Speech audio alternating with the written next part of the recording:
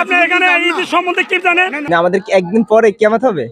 আজকে সারা দেশে কিন্তু রোজা পালিত হচ্ছে, কিন্তু আপনি ঈদের নামাজ পড়তে বেরিয়েছেন।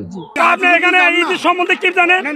আপনি এখানে কি কিতাব কিতাব সম্বন্ধে কি জানেন? আমি জানি না।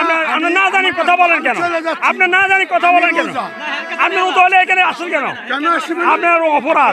সৌদি যে বিচারগুলো হয় এটা কি বাংলাদেশে আপনাদের গ্রামে এই বিচার হয়? বাংলাদেশেও কি বিচার এরকম হয় নাকি?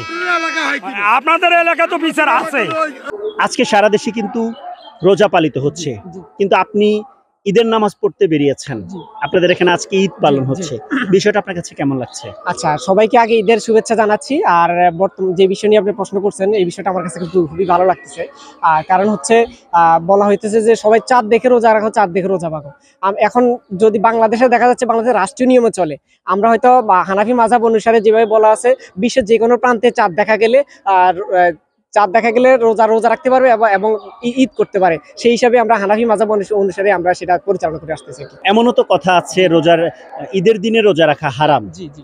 তাহলে আপনারা আজকে ঈদ পালন করছেন, বাকি যারা রোজা রাখছে তাদের রোজাটা কি হারাম হচ্ছে? না, সেটা হচ্ছে না। কারণ মাযহাব অনুযায়ী আসলে দুইটাই রাইট আমার কাছে যেটা মনে হচ্ছে আর কি। এখন আসলে রাষ্ট্রীয় অনুযায়ী দেখা যাচ্ছে কিছু কিছু জায়গার মধ্যে রাষ্ট্রীয় অনুযায়ী চলতেছে, আর আমাদের এই বিষয় নিয়ে আসলে অনেকবারই অনেক মতবিরোধ হচ্ছে। সেই বিষয়ে আসলে আমরা হানাফি মাযহাব অনুসরণ করে আসতেছি, আর যারা সরকারি রাষ্ট্রীয়ভাবে অনুসরণ, তারা রাষ্ট্রীয়ভাবে অনুসরণ করে আসতেছে। সারা দেশের মানুষ রোজা রেখেছে, আপনারা ঈদ পালন করছেন।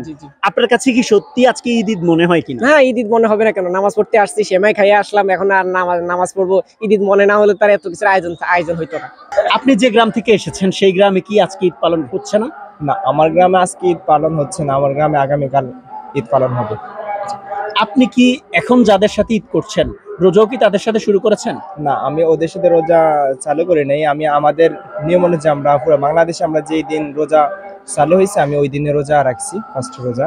বাট এখন দেখলাম চাঁদ উঠছে গতকাল, এই জন্য আজকে রোজা রাখতে আর ইচ্ছে হয় না।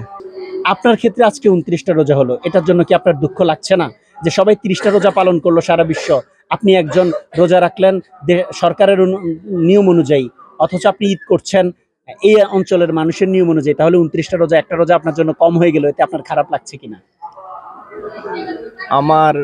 আমি এমনিতে রোজা রাখি, যদি আমার কম হয় একটা, ইনশাল্লাহ আমি আর 2-3টা রোজা রাখবো যদি পারি, ইনশাল্লাহ। গত বছরও ভারত আমাদের সাথে ঈদ করছে, আমরা ভারতের সাথে ঈদ করছি, কিন্তু এই বছরটা আমার মনে হচ্ছে বাংলাদেশের মধ্যে আমরা কাউকে নকল করে চলি।